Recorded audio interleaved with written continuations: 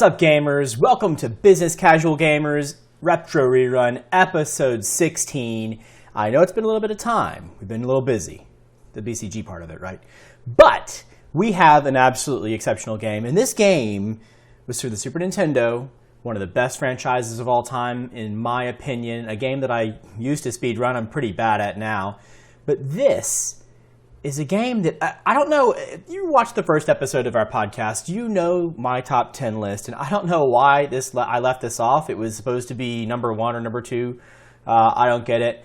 But today, I'm getting my redemption. Ladies and gentlemen, today we are playing Super Metroid for the Super Nintendo. And again, this is one of my favorite games. It is what helped coin the term metroidvania.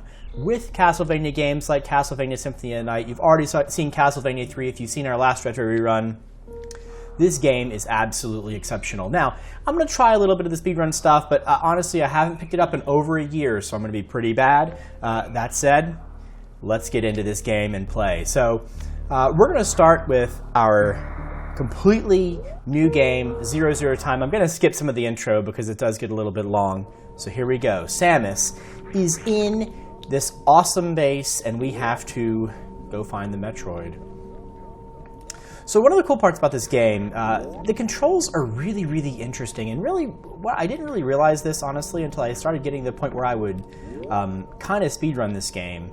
And I'm not really doing any of some of the things right now, but what you'll notice is the game has controls that are incredibly precise over time, and there are some things that speedrunners do to help make that better, but it's just, it's unlike any other game at the time, honestly. You kind of think that they put a lot of effort into making this game very interesting, very controlled precisely, and it makes the game more difficult than you might expect, honestly.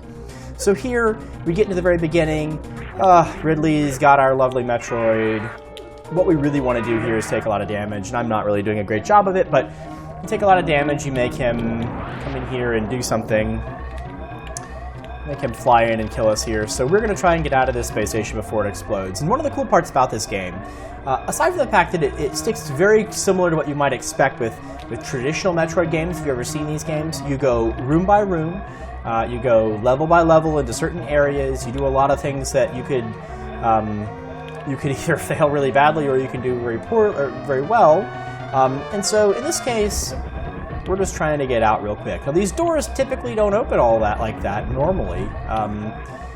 In this part of the level, they do, but what you'd normally expect in a Metroid game is these levels to these doors to actually open when you shoot them, and we'll see some of that as we get a little bit further into it. Now, the game, as with any Metroidvania or game of this particular type, has a lot of areas you can't go to in the very beginning. These are new areas. You have to have new items to collect, more gear, things like that. And it really helps you, of course you do a lot of backtracking, it's one of the key parts of Metroidvanias, but what's interesting about it is you want to do that. You go by certain areas in the level, you see a weapon pack or a missile pack or something you can't quite get to, and you want to come back to it. Back when I first played this game for Super Nintendo, back in the late 90s, I had maps across the entire thing. Now keep in mind, the internet wasn't super big then, there weren't a lot of easy ways to play this game, so I had to keep my own maps, and a lot of us did that for these kinds of games, honestly. And so what we'll do here is we'll just kind of keep on rolling. Samus is now on the planet, trying to see what's going on here.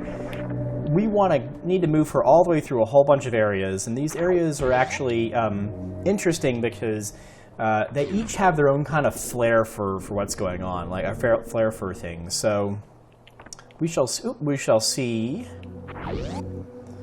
how this works. Now, if you've ever played a Metroid game, you can see this room actually looks a little bit interesting, doesn't it? It looks kind of like the level at the very beginning, or very end of Metroid 1, spoiler alert, where you get to fight Mother Brain. Now that's kind of cool. Now, of course, you might have to fight similar enemies in this game, but it's just so well put together. It has a nostalgic piece for the original NES classic. It has what I believe to be some of the absolute best music in the history of Super Nintendo. And so you'll see some of those things as we go. Now, I'm kind of taking it a little bit slow here just because I'm also trying to talk, but you can kind of see how the players is meant to kind of be playing this game. right? You're kind of feeling your way through some things. You're not sure where you're supposed to go. You're looking around. Now, of course, I do know where to go, but we'll so we'll take a little bit of an example here. But what we'll do, we'll go collect our first missile pack. Now, this means we now have missiles, and we can go a little bit further. We can go through doors we couldn't normally get to. And what I know this means for me is that I can actually go check out the Bomb Chorizo fight here, which I will do in just a moment. So let's see what we can do. Now, Samus has done all this stuff before. This is actually the part where you first started Metroid 1, if you played the game on the NES. And so you're kind of going through a little bit of nostalgia. You're wondering how this all fits together. You're understanding now we have energy, we have 5 missiles. I don't know what's going on. And space pirates show up, right? We've seen these guys before. If you played any other Metroid game in probably the history of the franchise, you've seen these things. Now, interestingly enough, I'm gonna probably go this way instead. Now again, this is what if you actually had a real speedrunner with real time and real effort, you might actually see this be done a little bit better. But for me, I'm gonna stick to simple stuff here. Now, you don't actually technically learn how to do this wall jumping stuff until later on in the game, but because of what I'm doing, because I've done this before in a sense. About a year ago, as I said, I'm going to take a little bit of a different track here. So you're going to make your way up to the top here, and again, we're kind of looking for places that can, things that can be interesting in this game. We see some doors here, we don't quite know. We can go to that blue door right there. We can explore some new things we hadn't seen before, and maybe we can do that. Right now we're not, though. We're going to go straight to this fight because I want to show you some more interesting parts at the end of this game, okay? Or a little bit further into this game. And so now we have this first semi-boss fight. We get our bomb, which is something you might have seen if you've played Metroid before.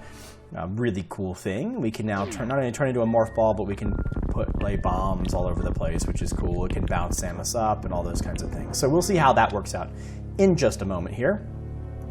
First, we want to kill this guy. And of course, it's not super hard. Not super hard to beat him, but of course I mess up. You know how it is. When you haven't played any of these games in a long time, it really becomes difficult. If you're ever interested in watching speedruns, I suggest watching this. Go check out a guy named Zost. He is an absolutely exceptional player in this game, and there are many exceptional players in this game, but he is really good, and you really get an understanding for how this game is just so complex and interesting. Go try to do what they do in these levels. It takes a lot of effort in many cases. So I'm gonna try this stuff that I haven't done in a while. So we'll see if we can do it. It takes a second or two. Oh my gosh. It's really embarrassing because I used to be to the point where I could beat this game in under 40 minutes or so, and you could do that very easily. But of course, why do I risk my great run here, messing up every single retro rerun game we ever play? It's like I have to. Even the games that I know, I have to play very poorly in order to make this work. I don't want to kill this guy, actually. Oh my gosh, no. Okay, so we're going to take a little bit more time here going through these things. Normally you would just kind of run through them. I'm just going to do this. There we go. Okay, we can run through a couple of these. Just because I don't trust myself. It's been a long time since I played this game. And so, let's see what we can do here. Now, we have missiles. We're going to go into a new area. We picked up an energy tank, as you can see there. Gives me an extra 100 energy that I can store up, so it's nice. Now I have 154 energy. You can get many, many of these, and by the end you're going to need it if you haven't played this game before. So we go into Brinstar. This is another area of the world. You can see the music changes, and this is what's so cool about the game. Oh, it didn't jump. Let's try something interesting here. I'm actually going to do a little bit of a sequence break. Some of the horrible things I actually can still do in this game is this. And this isn't we're not intended to do this. I'm going to get this missile pack here. We're not intended to be able to do this, but I'm going to set this trick back up and See if we can get a little bit further in the game again before we have to stop it. But you know, I have to fail a lot, right? Listen to that music. I remember this music more than anything in the entire Super Nintendo catalog. It's one of the best. What is wrong with me? It's one of the best, best soundtracks I've ever heard. And as you go through the game, it gets even better. It gets even better. And I can't even believe I'm so bad at this game. My gosh. Ugh. It really makes it, when you start things, you know, when we first started this, this podcast about a year ago, you know, pretty good at this game. I was running it almost every single day. I haven't played Super Nintendo a lot. The last time you saw, when you see me basically play it on stream or on camera here is the only time I end up playing it. You get pretty bad. I know I'm making excuses, but whatever. Ooh, that's not good. It's gonna mess me up here. We want to come in this level and we want to jump over this guy, and I didn't get it right, but we'll get a little stuff here. Okay, well that's good. So, not good. Gotta get back up. So look at the levels. Like, look at every single one of these worlds. Like, the worlds are different. They're all interesting and things you just wouldn't see normally. I just think that's so cool.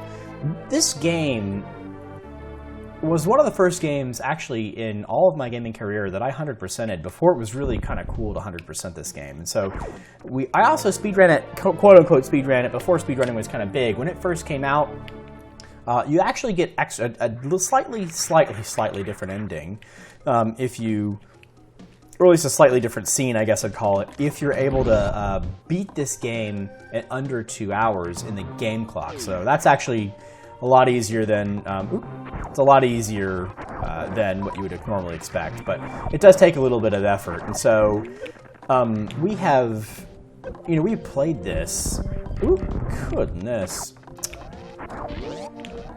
It makes me sad. We played this game a whole lot, Aaron and I, until we got to the point where we can beat it really, really, really quickly. And it's so awesome to see how we get that extra ending when you didn't expect it, right? And so it's just so cool. So here we go into a different area. You hear kind of a different tune, right? And it's so neat just to see how this thing put pieces together. If you have not played this game, I highly suggest you just drop everything and just play it. It's absolutely worth it. Ooh, absolutely worth playing.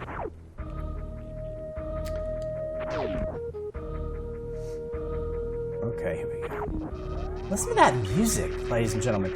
It does not get any better than that. I tell you, it does not. I'm gonna do this the bad way. Oh my gosh. I'm already doing kind of a slow route just to kind of give us a feel for how this game actually works, but you can see that there are plenty of things. You know, you're not really intended to go this way first. You're supposed to do some other things. I'm gonna go ahead and kill some enemies here. But what you'll notice about this stuff is, all the levels are different, the music is different, the enemies are different. These guys are incredibly ridiculous. They will eat you alive if you let them. So you gotta be a little bit careful.